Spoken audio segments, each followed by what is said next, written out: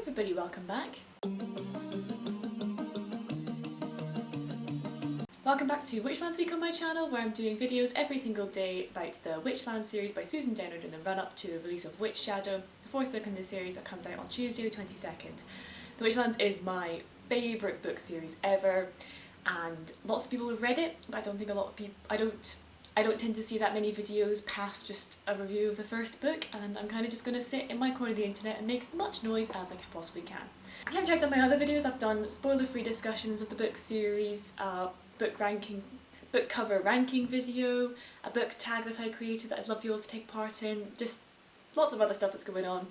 Today I'm just going to do a spoiler gush, theorising, just all my thoughts on the series so far and what we're going to hopefully see in Witchshadow next week. As I said, this is going to contain spoilers, so please don't watch this if you haven't read all of the books of Truthwitch, Windwitch, Bloodwitch and Sightwitch. I'm going to be talking about all of them, plus what we know about Witchshadow so far.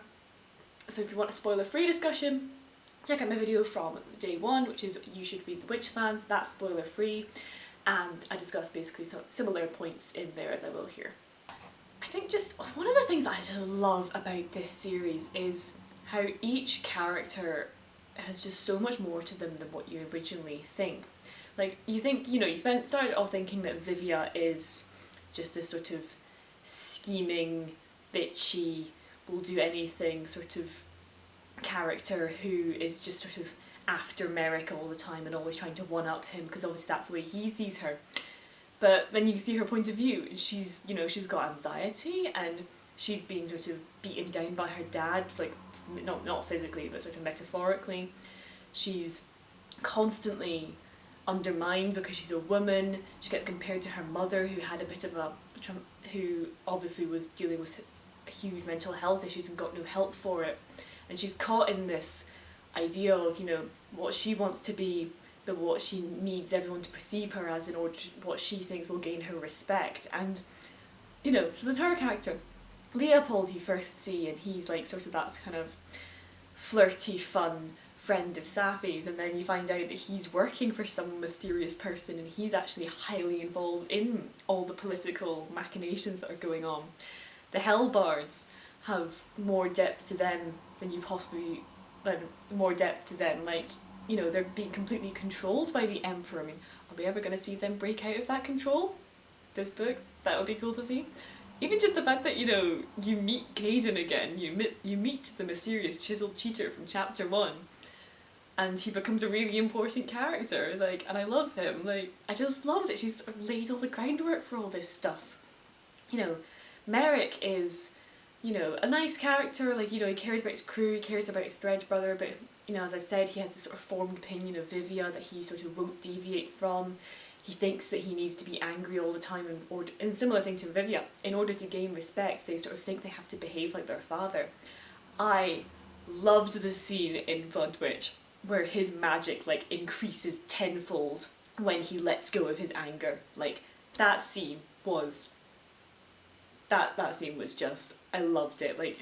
So important about rejecting the ideals of toxic masculinity and anger, and him being able to use his magic through what he's learned in the past two books from Cam, from his sister, and from Esme the puppeteer, and her talking about how even just little ideas about the fact that you've got to listen to what people say to you. The Nomatsis aren't Nomatsis, they're Noamatsis, but people will constantly call them the wrong thing because they're not paying attention to what they're saying to them. And and the fact that he then sort of, despite the fact that Esme's a sort of, an antagonist, she's sort of villainous character, she's also got depth to her, and I really want to see her going forward and see what happens to her. But her sort of, even though she kept Merrick prisoner, he sort of, he sort of felt bad for her, and he could understand her and sympathise with her. And then through talking to her and continuing to learn his lessons of listening to people and paying attention and not forming random opinions, he was able to use his magic more and become a sort of really strong Windwitch, because he'd always sort of said that he kind of failed at being a strong Windwitch and barely passed to get his witch mark. I loved that scene so much. And Adwin's character as well, he's been ostracised and isolated, so he kind of, threw himself into his work as a sort of bounty hunter, and then in Isolde and stuff, and finding that friendship and that sort of romance, he starts to change after losing his magic and sort of finding out who he is, sort of coming to terms with both his identity, what happened when he was younger, and what happened to his mother. And oh wait, no, because Eurydice did come out the ice as well, but the two little girls are evidently still in there, so interesting. But yeah, so it would be interesting to see him, after having come to terms with his identity and then also to terms with his magic, as well as his feelings for Isolde, what's going to happen to him in this next book, as well as him sort of rejecting his father and his campaign as the Raider King. That's such an interesting plot point. Like, where is that going? What is his plan here? And how is that going to affect the future? Like, the Raider King plotline, I find so interesting.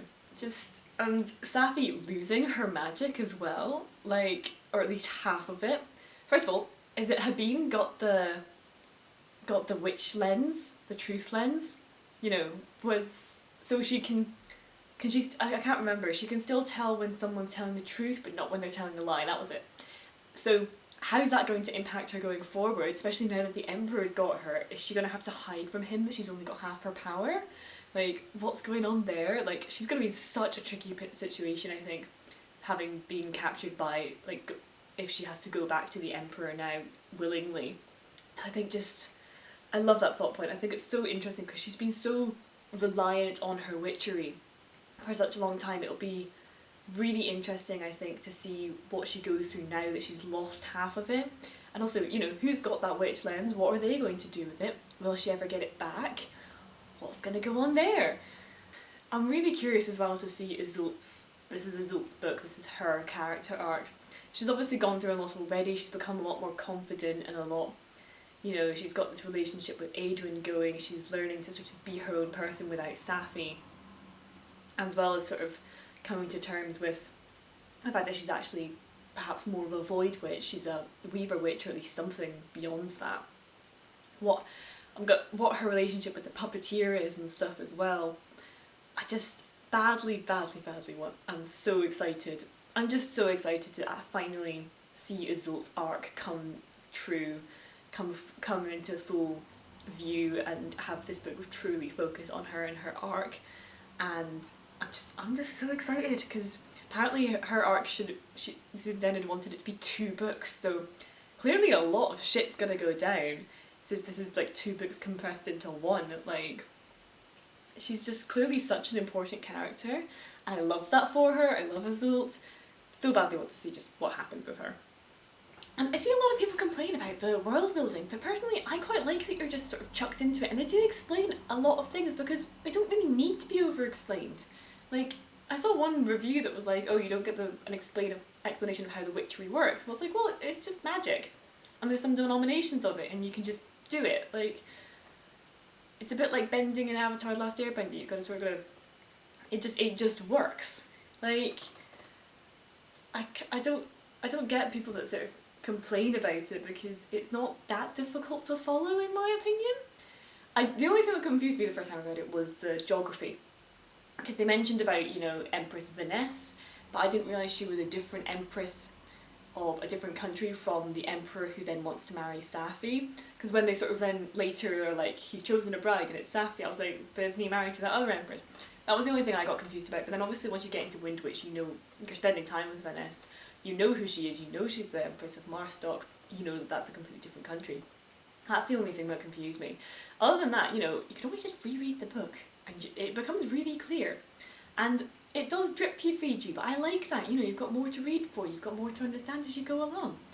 And it works really, really well. If you want a proper, lore-filled book as well, you've got the novella. Sightwitch goes so deep into the history of the Paladins and some of the 20-year truce and the Sightwitch convent and all the stuff that was going on then. Interesting stuff, really interesting stuff. And I think it's a shame that people discount this series just because they want more than what they need from the world building. And you slowly, you know, you actually go to the places mentioned. Like, it doesn't just tell you about this place and you have to imagine it. You know, you go to the Raider King in Earthrania, you go to the different origin wells, you go to, you know, Nubrevna and Marstock and Kartora, you know, you actually spend, and Dalmoti, you know, you spend time in these different places, so it doesn't just feel like a strange mention, like you actually see it on page, even if it takes you a couple of books to get there. And I like how that's paced out. I like the pacing of this book series, and I like that she takes time to write her characters and explore her characters and not just do it all in the first book and you actually have to read the whole series to understand everyone. I personally really like that. Love this book series so much. Like, I do get criticisms of it, like, you know, I get that it's not for everybody, everyone has different things, but personally I absolutely adore it, and it's such a shame that it doesn't get as much hype as something like, you know, ACOTAR or Shadow and Bone or something. Like, it deserves the hype that those sorts of books get. And I'm hoping that it'll grow once the TV show comes out, because I have a feeling that that is going to happen, because I mean, at the same time, I'm always so wary of, like, knowing something's going to happen until, like, I see a trailer, because so many book adaptations will have their adaptation rights sold and then you never hear from it again, or they'll start the pre-production and then it'll just fall flat. So I think that's what happened with the Raven Boys. They can't seem to find a showrunner, and they've just put a halt to it. Like, it may never be a show. It needs to be an animated show in my opinion, but that's that's another thing. But for Witchlands, obviously we've got the showrunners and we've got a director, I think, and she said she's seen some of the concept art and stuff for, like, the sea foxes and stuff, so, like, the pre-production is rolling. And she said she got an email last week, but she can't tell us what it is.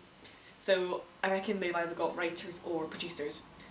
Or maybe studios, like, started to invest their money in it or something. But, like, at the same time as well, I really want it to be a good book adaptation, because, like, I want it to be, like, you know, Shadow and Bone level or Shannara Chronicles level, not fucking Shadowhunters level, because if it's a Shadowhunters level series I will cry, because this book is phenomenal, and I will be very upset if the adaptation doesn't do it justice, because, you know, it deserves more attention and it deserves to have, like, a really good adaptation on screen.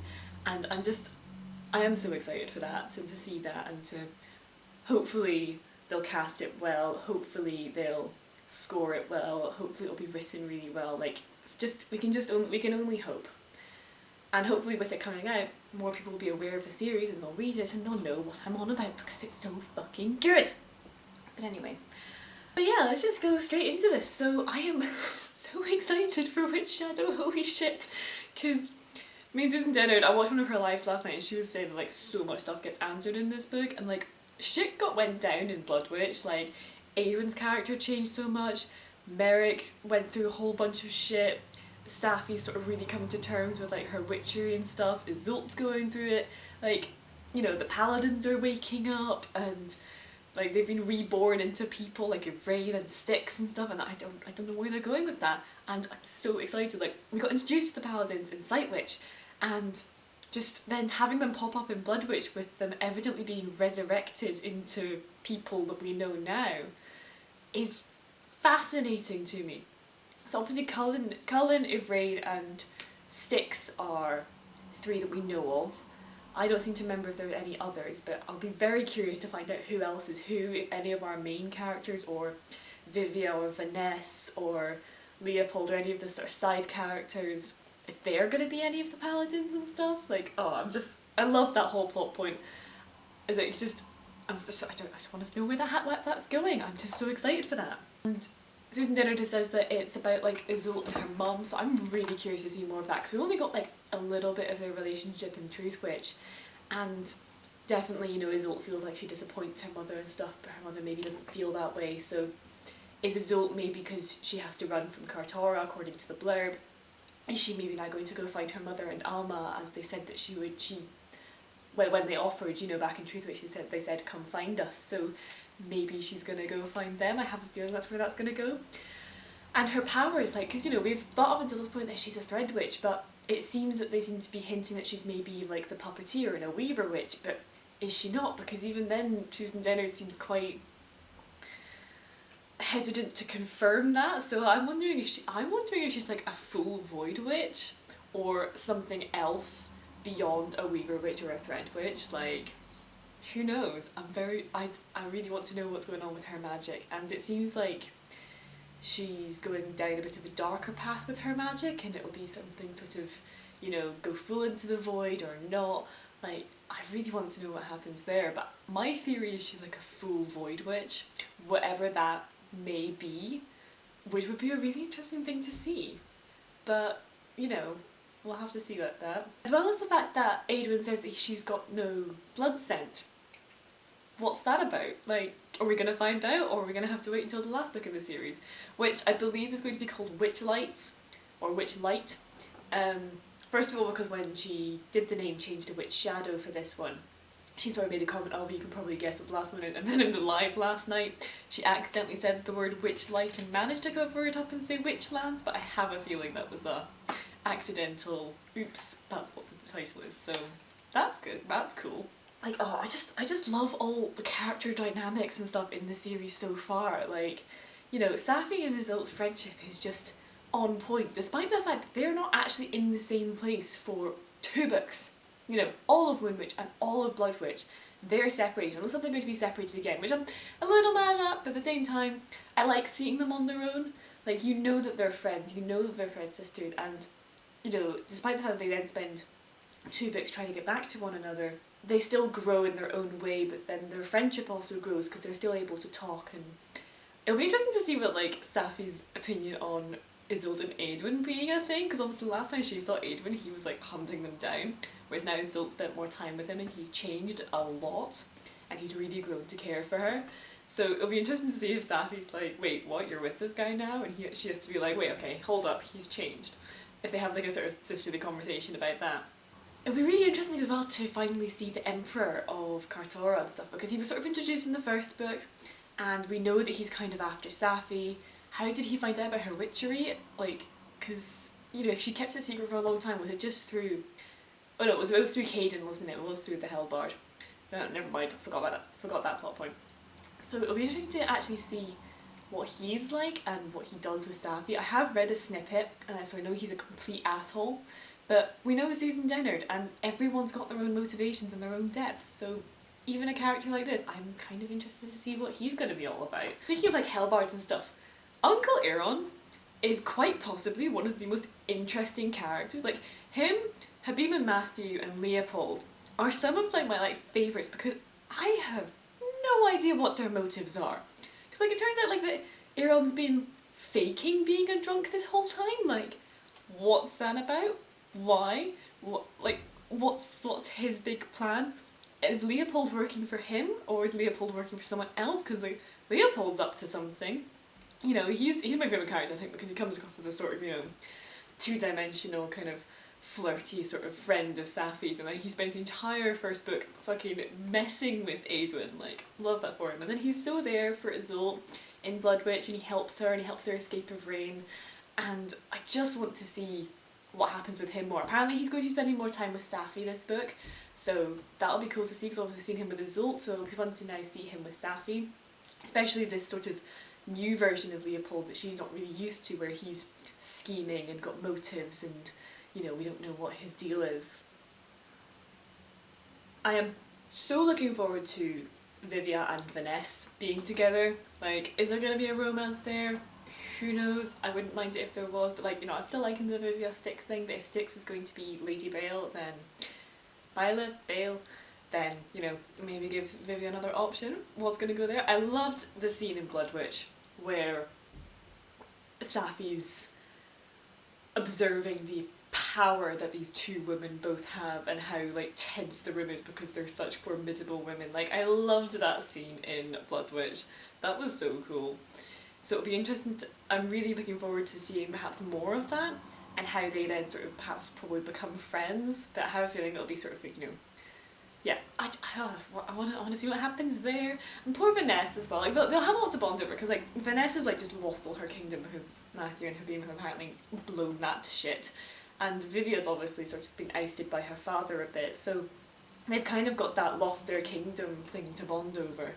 So I'm really curious to see what they're going to go with, if they're going to like be if it's going to be a sort of reclaiming their crowns arc, or something else entirely if they realise that, you know, there's something bigger going on with the paladins and stuff. So, oh, it's just so interested to see what's going on with Vivienne Venice, because I have no idea where that plot point's going to go. Again, just paladins. Who else is going to be a paladin? Why did the Rook King betray them all? Like, what was that all about? Did he know something? Is he a good guy? Is he a bad guy? I can't quite tell, but he seemed to have helped Iseult. Is Iseult the Rook King? And who the fuck knows? Anyway, that's a bad theory, but like, just there's so much going on in this series, and you know, why did he betray them? What was the deal with the paladins? Are we going to get more flashbacks to the paladins? Who knows? And, you know, obviously Merrick has now gone into the mountain and has walled himself up with Cullen next to Eurydice and her children. So obviously not her children, but her partner's children, so Aedwin's sisters. So we obviously know that Aedwin's father got out of there somehow. How? How did he do that? Who is this guy? What's his deal? Are we going to see Eurydice and the two kids? Because the two kids, like the one who was like, has prophecy and stuff, was saying that like they're going to meet their brother, but just not for a long time. So they're obviously going to come out the mountain at some point, but it's going to be this book, or is it going to be in the last book? Are all the Sightwitch sisters and stuff going to be allowed out the mountain? Are we going to see Merrick and Cullen at all? Is going to be curious. Maybe she's like going to leave him there for the entire book. My theory is that Merrick's going to die by the end of the series, because like I don't see a way for him to survive this whole ordeal since he's tied to Cullen without it being like, you know, an annoying, oh, and that person is clearly going to sort of survive. Because even then, like last night, Susan Denner said in her live that she hates reading books where everyone makes it to the end and it's so obvious and there's no stakes. So I have a feeling she's gonna kill off my boy, and I wouldn't be mad at it from a writing point of view, but as a fan I would be very mad at it, because I want him and Safi to live happily ever after, because I ship the fuck out of them. Another thing that I really want to know is the mystery scent that Aedwin's been smelling this whole time. Apparently we do find it out. I asked last night, she said yes, we do find out in this book who that is. I want to know who that is. Oh, maybe Aedwin's whole plot will be sort of surrounding this character or something. I don't know, because he says he's met them before or something. Like, oh, I love that plot point. That's such a sort of small tease that has been going this entire time, and it's honestly just one of the things I just badly want to know. Who that person is, and what their deal is, and what they're doing. Again, I don't think I've made much sense this video, but thank you very much for watching. What do you think of the Witchlands? What are some of your favourite moments from the series? What are you excited to see in Witchshadow on Tuesday? What theories do you have? Let me know in the comments. I'd love to talk to you about this. Please feel free to go watch my other Witchlands Week videos. I will leave links to them in the description, as well as order links for all the books and pre-order links for Witchshadow. But yeah, thank you so much for listening to me ramble. Hope you enjoyed. I will see you tomorrow.